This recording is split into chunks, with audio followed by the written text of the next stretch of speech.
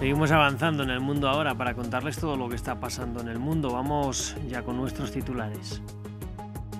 Mientras en Caracas se reunieron el director de la CIA, John Ratcliffe, y la presidenta encargada de Venezuela, Delcy Rodríguez, quien no descartó un desplazamiento a la capital estadounidense, en Washington María Corina Machado ofreció una rueda de prensa y agradeció el apoyo de Donald Trump. Irán entró en su segunda semana de bloqueo de Internet por las protestas contra el gobierno. Al tiempo, el presidente de Rusia, Vladimir Putin, conversó con el presidente Masoud Pezeshkian y le ofreció ayudar a desescalar la crisis interna. También ofreció a Israel mediar con Teherán. Y en la Franja de Gaza continúan los bombardeos, pese a que sobre el papel entra en vigor la segunda fase del acuerdo de cese el fuego. Entre tanto, los ataques de Israel han matado al menos a 10 personas, incluidas importantes figuras de Hamas y de la yihad islámica. Bueno, les cuento que con nuestra invitada del día vamos a hablar de la situación en Irán tras más de 2 semanas de protestas y de cortes de internet y telefonía, mientras el presidente Vladimir Putin, como les contamos, se comunicó con su par iraní y con el primer ministro de Israel para ofrecer la mediación del Kremlin. Lo vamos a analizar en minutos, pero esto va a ser después de las noticias.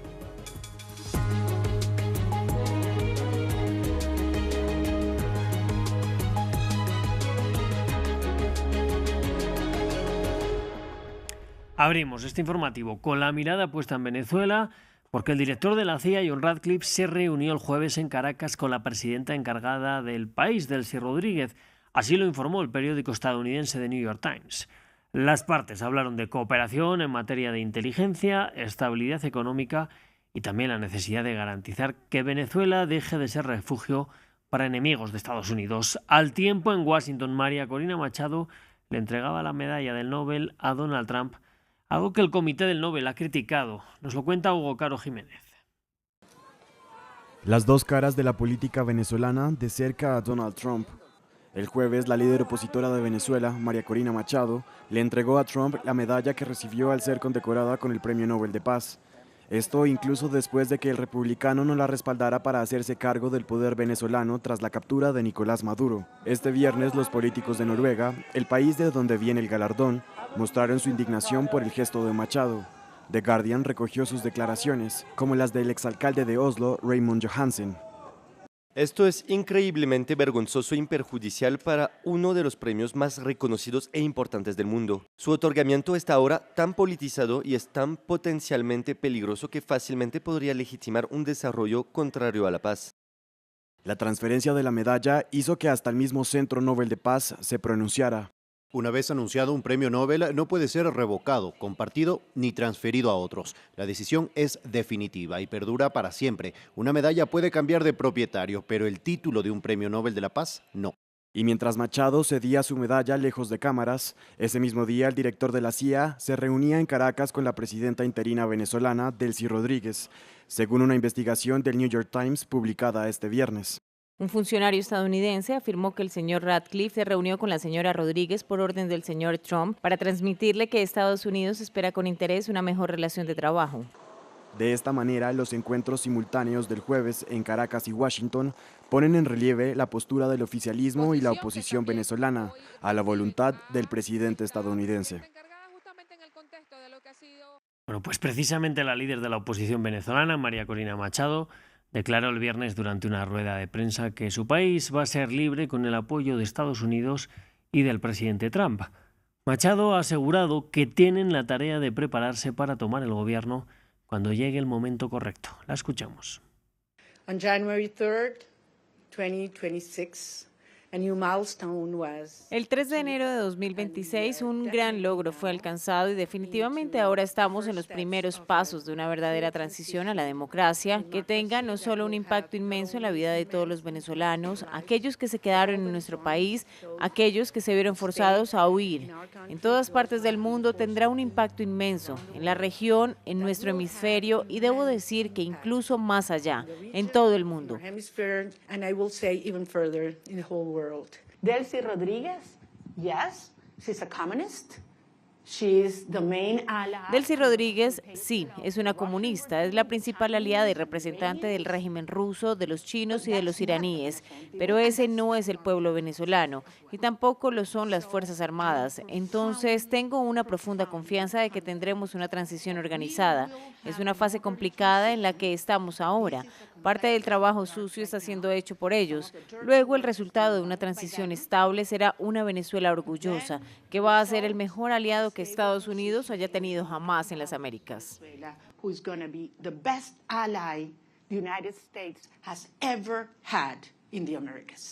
Vamos ahora a Irán. Allí las protestas han bajado de intensidad, consecuencia de la represión que deja al menos 2.500 personas muertas. En el campo diplomático, el presidente ruso Vladimir Putin se comunicó con su par iraní y con el primer ministro de Israel para ofrecer la mediación del Kremlin para poder estabilizar la situación en la región mientras los iraníes regresan a su país. Nos lo cuenta Ramiro Cueva Barberena. Tras días de tensión y violencia que dejaron un alto saldo de muertos, las protestas disminuyeron en Irán. En este contexto, algunos nacionales emprendieron el regreso tras irse a Turquía días atrás.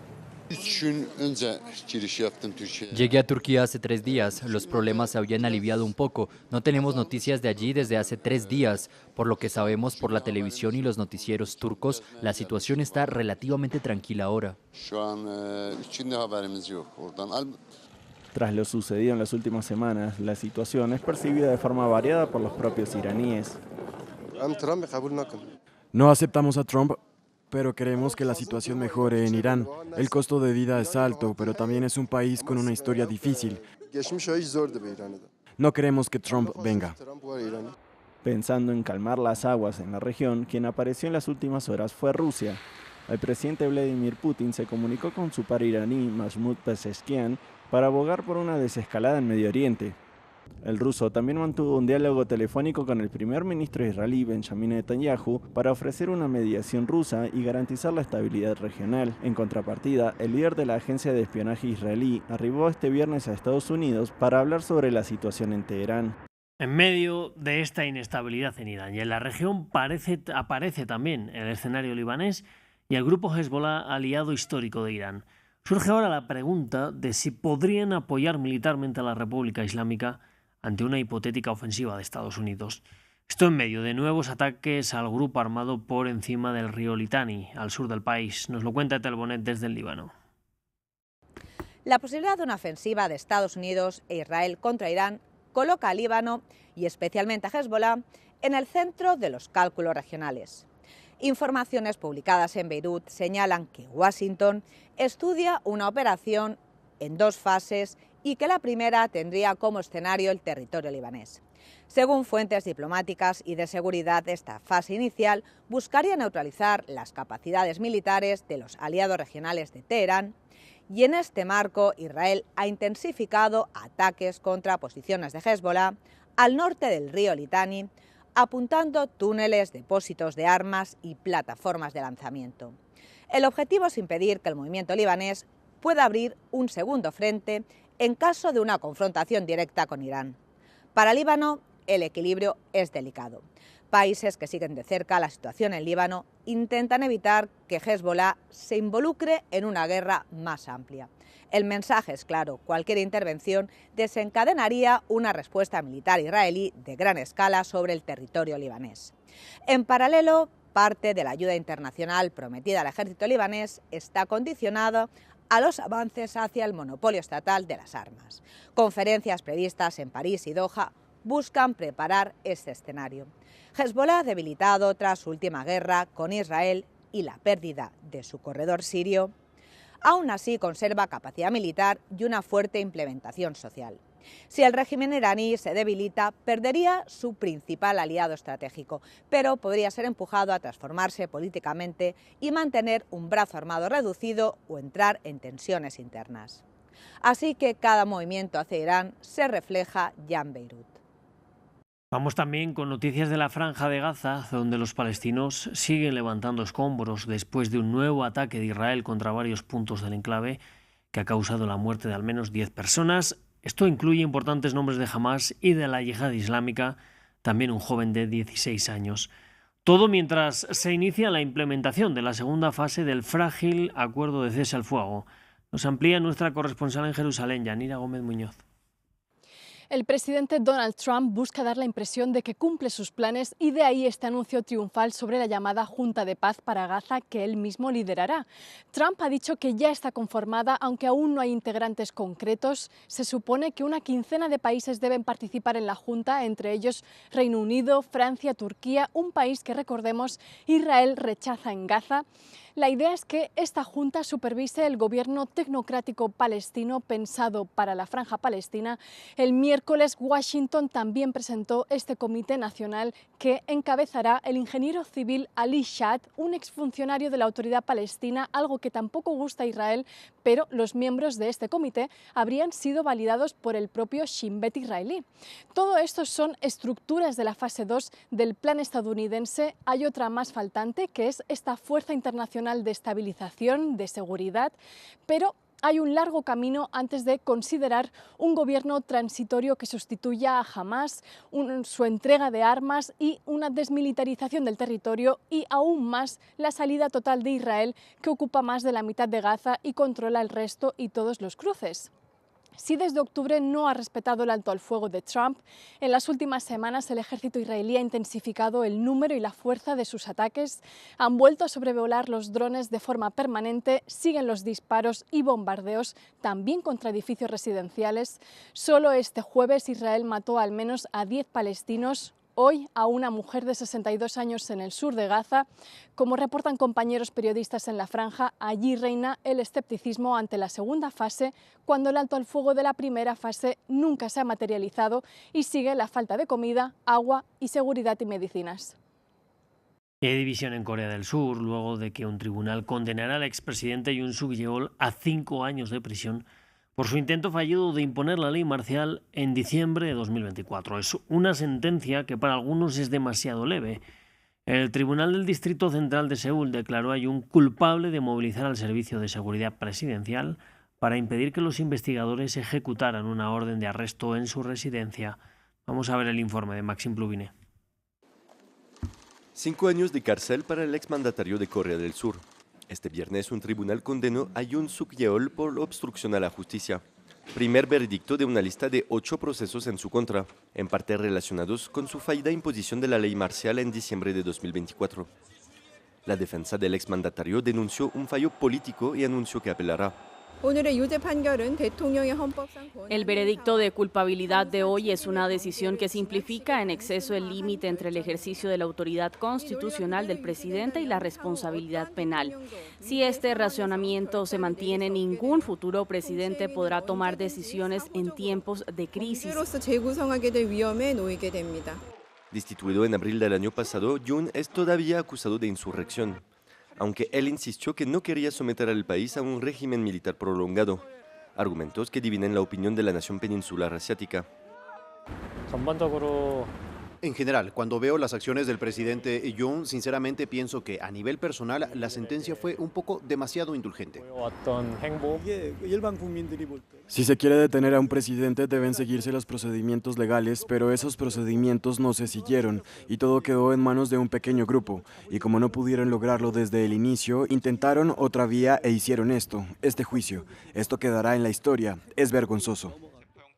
Sin mucha violencia, el decreto de Yoon había desatado la mayor crisis política en Corea del Sur desde la época de las dictaduras de los años 70 y 80. La Fiscalía Especial solicitó el martes la pena de muerte, aunque el país no la aplica desde 1997. Si hablamos de América Latina, el presidente de El Salvador, Nayib Bukele, ha exportado su receta de mano dura a la pacífica Costa Rica. Mientras el país centroamericano se prepara para votar el 1 de febrero, el efecto Bukele se expande por América Latina como una moda irresistible para políticos mayoritariamente de derecha y extrema derecha. ¿Pero qué hay detrás de estas promesas de megacárceles? Nos lo cuenta Samuel Salgado Castro.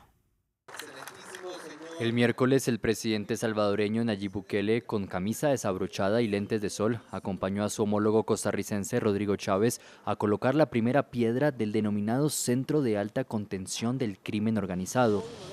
Una megacárcel para más de 5.000 reclusos inspirada en el famoso Secot salvadoreño. La bendición de Dios de poder resolver este problema antes de que se haga como se hizo en El Salvador, y eso les va a ahorrar vidas, les va a ahorrar economía, les va a ahorrar años de vida, de sufrimiento. Costa Rica enfrenta una ola de homicidios por narcotráfico y la solución parece ser la importación del modelo que redujo los asesinatos en El Salvador a niveles récord, o eso dice la propaganda oficial. El buquelismo se ha convertido en la moda política del momento en la región. En Ecuador, Daniel Noboa declaró un conflicto armado interno y ya construye prisiones ultraseguras al estilo Secot. Todo ello a pesar de la crisis del sistema penitenciario.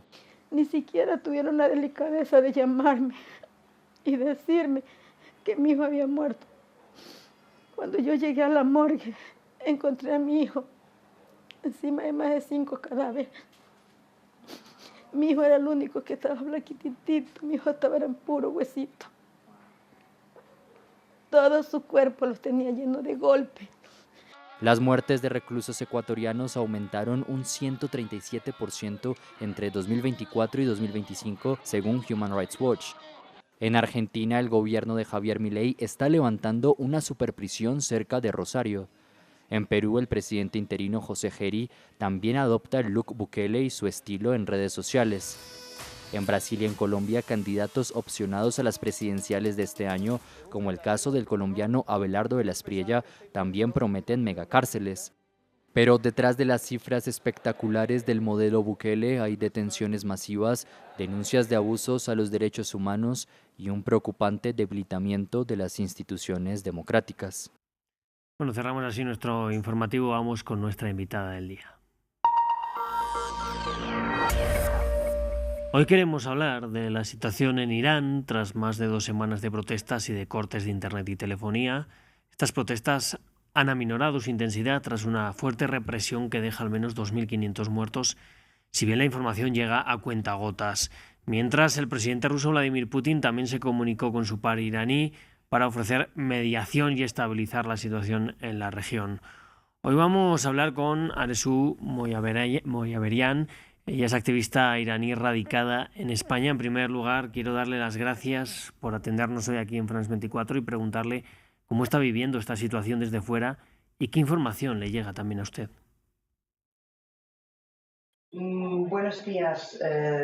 Bueno, la verdad que creo que ya en las noticias ha salido la mayor parte de lo que está haciendo, a pesar de que el Estado ha intentado evitar para que el mundo internacional se entere de la realidad en Irán. Nosotros intentamos una variación que haga hoy.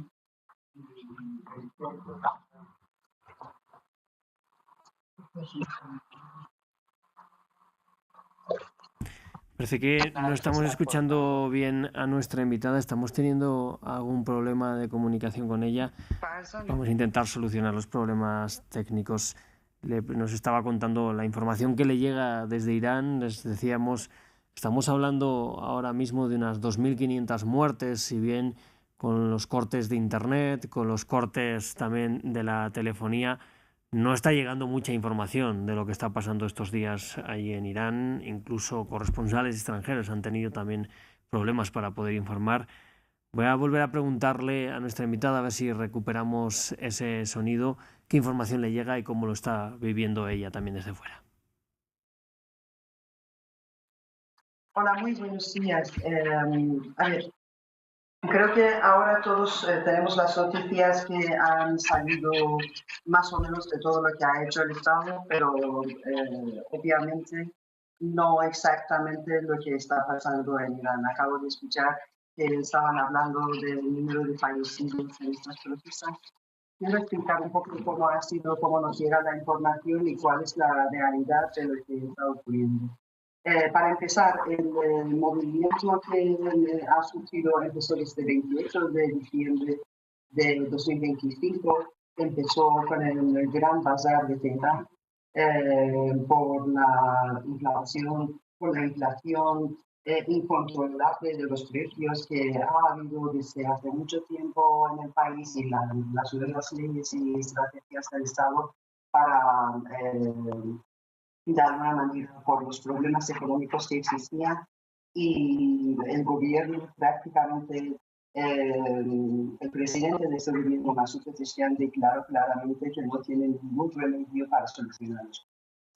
Seguido a esto, pues el problema que había en el pasado era que ya no era simplemente que la gente no puede comprar, ir al mercado y hacer compras, porque la gente ni siquiera puede, cada vez se está haciendo más pobre y tiene problemas incluso para conseguir la alimentación básica que hace falta en su vida diaria.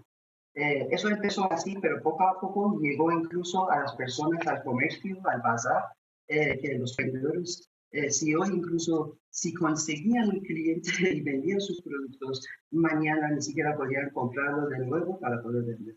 Así que todos los negocios poco a poco están cayendo. A base de esto salieron a la calle, salieron a protestar, cerraron el bazar, luego los estudiantes universitarios unieron enseguida al día siguiente a ellos y después Reza Pahlavi, que desde el movimiento de Masami, igual habréis escuchado el nombre de él, que estamos llamando por todas partes, es la voz de la gente de Irán que le está logrando. Primero la gente empezó a gritar en la calle el nombre del abuelo de Reza Pahlavi, Reza Shah, que fue quien era fundador del régimen Pahlavi, su hijo Muhammad Reza, y su dictadura y su monarquía cayó antes de la revolución. Y la gente gritando su nombre en la calle, no desde ahora, desde el movimiento de Mujer Vida Libertad, de alguna manera intentó transmitir al Estado y al mundo que ya ese Estado, ya nos hemos pasado de ese Estado y que ya no confiamos en ese, nunca hemos confiado, pero ya ni siquiera podemos convivir con ese Estado. Están construyendo, están destruyendo el país, están destruyendo la cultura. En los colegios ya no se enseña la cultura persa, se enseña a los estudiantes la cultura del mundo de Islam. El país para ellos es como un botín para usar sus acciones terroristas y demás. Con todas las decisiones nacionales, internacionales que toman, cada vez la gente está más perjudicada. Claro, sí, le quería preguntar al respecto. A base de esto, todo el pueblo ha salido. Le quería preguntar al respecto de esta figura del hijo del Shah. ¿Cree que podría ser una figura que pueda unir a los sectores que están en contra del gobierno, o realmente lleva muchos años fuera del país, habría que buscar una alternativa, porque la vuelta a lo anterior tampoco es para mucha gente una solución? Sí, sabemos que hay esa confusión en el mundo que piensan que incluso esa alternativa no es suficiente, que si se vaya, por ejemplo, ese estado de República Islámica, no va a haber paz o estabilidad en Medio Oriente. Voy a explicar un poco por qué hemos elegido a Reza Pahlavi.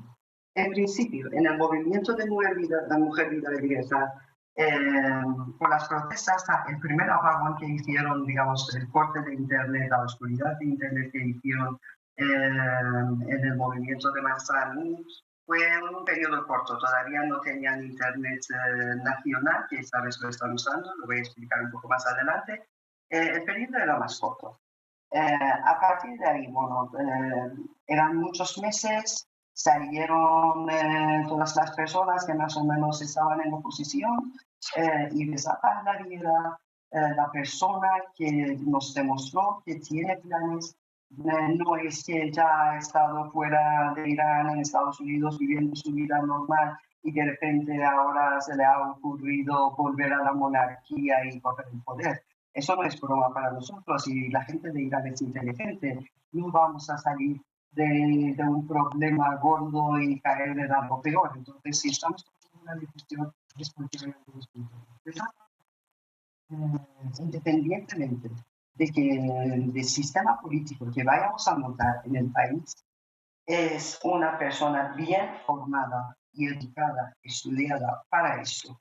No conocemos a nadie más que en principio tenga tantos planes bien hechos. Tienen un equipo súper fuerte, los iraníes fuera de Irán pueden ver el éxito de los iraníes en Estados Unidos, en todas partes en Europa, tienen puestos importantes, están en el Parlamento, son jefes de empresas muy importantes, por ejemplo, Uber. O sea, somos gente, pensamos con cabeza. Reza Pahlavi tiene un proyecto que no sé si lo traduzco literalmente, lo llamamos como proyecto de florecimiento, proyecto de desarrollo. Este proyecto lo ha trabajado y es un proyecto junto a los profesionales de reconstruir el país después del periodo de transición hasta los 50 años. Tiene solución para todos los problemas con los que se están enfrentando con ese gobierno. Nuestro propio, se supone, presidente viene y dice: no tenemos ningún remedio para solucionar los problemas, y no es que, y la razón de esto es sus propios hechos, las corrupciones, invertir el dinero del país en los países y en sus grupos proxies,